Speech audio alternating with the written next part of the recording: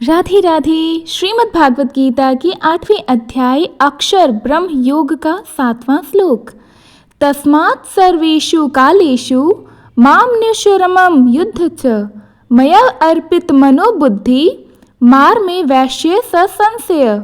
इसका भावार्थ यह है कि भगवान श्री कृष्ण कहते हैं, इसलिए हे अर्जुन, तू हर समय मेरा ही स्मरण करता हुआ युद्ध कर।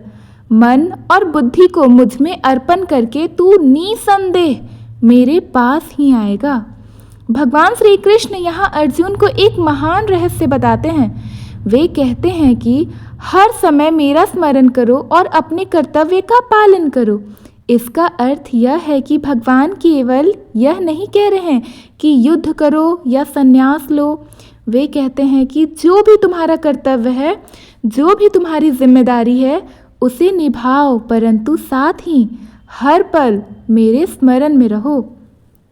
जीवन में हमें काम करना ही पड़ता है, चाहे गृहस्थ हो, व्यापारी हो, विद्यार्थी हो या योद्धा। परंतु समस्या तब आती है जब हम काम में इतने उलझ जाते हैं कि भगवान का स्मरण करना ही भूल जाते हैं। श्री कृष्ण यहाँ बताते हैं कि काम करो, पर काम करते हुए मुझे याद करो। यही कर्म और भक्ति का मिलन होता है। जब मन और बुद्धि को हम भगवान में अर्पित कर देते हैं तो मन संसार के आकर्षणों में नहीं भटकता। मन यदि भगवान में लगा हो तो इच्छाएं शुद्ध हो जाती हैं। बुद्धि यदि भगवान को समर्पित हो तो निर्णय हमेशा धर्म और सत्य की ओर होंगे। ऐसा होने पर मनुष्य चाहे जो भी कर्म करे, उसका हर कार्य पूजा बन जाता है।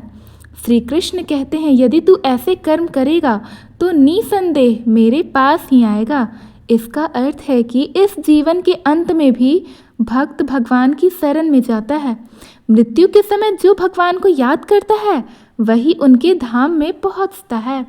अक्सर लोग सोचते हैं कि केवल मंदिर में या पूजा में ही भगवान को याद करना चाहिए, परंतु गीता हमें यह सिखाती है कि सर्वेषु कालेषु, यानी कि हर समय, खाना खाते समय, चलते समय, काम करते समय, किसी से बातें करते समय भी मन में, यहाँ तक कि युद्ध करते समय भी भगवान का स्मरण करना चाहिए। स्मरण का अर्थ केवल नाम जपना नहीं, बल्कि हर काम या हर भाव रखकर भगवान को ही अर्पित करना। यह कार्य भी भगवान को ही अर्पण करना ही होता है। जैसे हनुमान जी हर समय श्री राम का स्मरण करते हुए ही काम करते हैं, चाहे वो युद्ध में हो, समुद्र पार कर रहे हो या अशोक वाटिका में हो, उनका मन सदैव राम जी में ही रमा रहता है। जैसे मीराबाई हर काम करते हुए केवल कृष्ण का नाम गाती हैं, चाहे वह रसोई में हो, महल का कार्य कर रही हो या मंदिर में भक्ति कर रही हो। भगवान यही शिक्षा दे रहे हैं कि काम छोड़ो बिना जिम्मेदारियां निभाते हुए भी उनका स्मरण संभव है। यदि आप गृहिणी हैं तो रसोई में काम करते समय भी भगवान का नाम जपें। यदि आप नौकरी करते हैं तो ऑफिस में काम करते समय भी मन में भगवान का स्मरण करें। यदि आप विद्यार्थी हैं तो पढ़ाई करते समय भी यही भाव रखें कि यह ज्ञान भी भगवान को अर्पण है।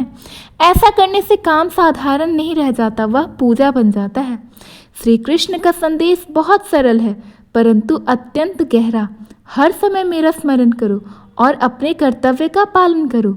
जब मन बुद्धि मुझ में अर्पित हो जाएगी तो तुम्हारा अंत भी मेरे धाम की ओर ही होगा।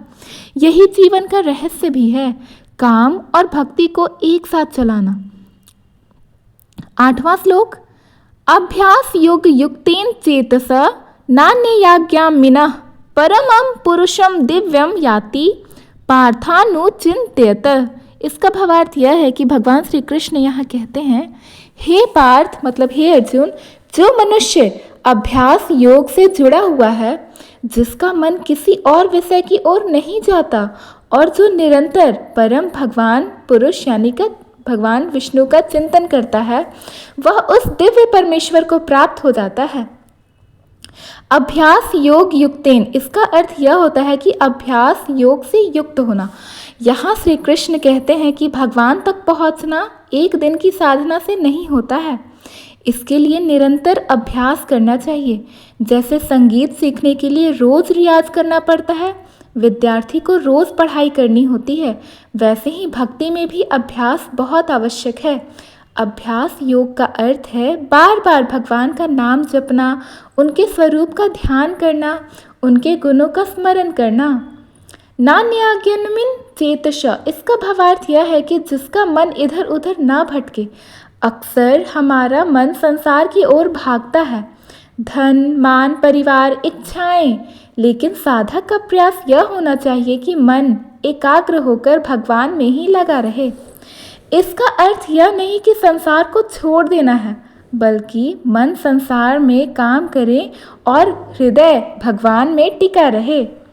अनुचिंतनन, इसका भगवान यह है कि निरंतर चिंतन करना। भगवान का नाम केवल एक बार बोलना ही पर्याप्त नहीं होता, साधक को लगातार स्मरण करना चाहिए। जैसे नदी की धारा निरंतर बहती है, वैसे ही मन में भगवान का ध्यान सतत प्रवाहित होते रहता है। स्मरण का एक सरल उपाय भी है। चलते समय नाम जप कर लिया करें, काम करते समय भी उनका मन का स्वरूप अपने मन में उतार लिया करें, सोते समय भी उनका नाम का जाप कर लिया करें। परमम पुरुषम दिव्य याति, इसका अर्थ यह है कि वह परम दिव्य पुरुष को प्राप्त करता है। परम पुरुष कौन है? वही जो इस सृष्टि के कर्ता, पालक और संहारक हैं। वही श्री कृष्ण स्वयं हैं। वही सनातन, नित्य और दिव्य हैं। जब साधक अभ्यास योग से निरंतर स्मरण करता है, तब वह मृत्यु के समय भी उसी परम पुरुष को प्राप्त होता है। इसी को मोक्ष कहते हैं। महाराज ध्रुव की कथा, केवल 5 वर्ष की आयु में उन्होंने अभ्यास योग से भगवान का ध्यान किया और अंत में भगवान स्वयं उनके सामने प्रकट हुए। जैसे मीराबाई, उनका मन किसी और में नहीं गया, हर समय वह केवल कृष्ण का स्मरण करती रहीं। और हनुमान जी, उनका मन सदा राम नाम में ही स्थित था। यही कारण है कि वे आज भी अमर हैं। यदि मन भटकता है तो उसे बार बार भगवान के नाम पर लगाएं। यही अभ्यास योग है। घर के काम, पढ़ाई, व्यापार सब करते हुए मन में नाम जपें। धीरे धीरे यह अभ्यास इतना गहरा हो जाता है कि मृत्यु के समय भी उन्हीं का नाम स्मरण हो जाता है। श्री कृष्ण यहाँ यह संदेश देते हैं कि जो साधक निरंतर अभ्यास करता है, मन को अनियंत्रित करता है और परम पुरुष का चिंतन करता है, वही मुझे प्राप्त होता है। यानी अभ्यास, एकाग्रता और निरंतर स्मरण, यही मुक्ति का मार्ग है। धन्यवाद। अगर आपको ये कथा, ये दोनों श्लोक का हिंदी अर्थ समझ में आया, अच्छा लगा, तो प्लीज़ हमारे वीडियो को लाइक करें। धन्यवाद। राधे राधे। हरे कृष्णा।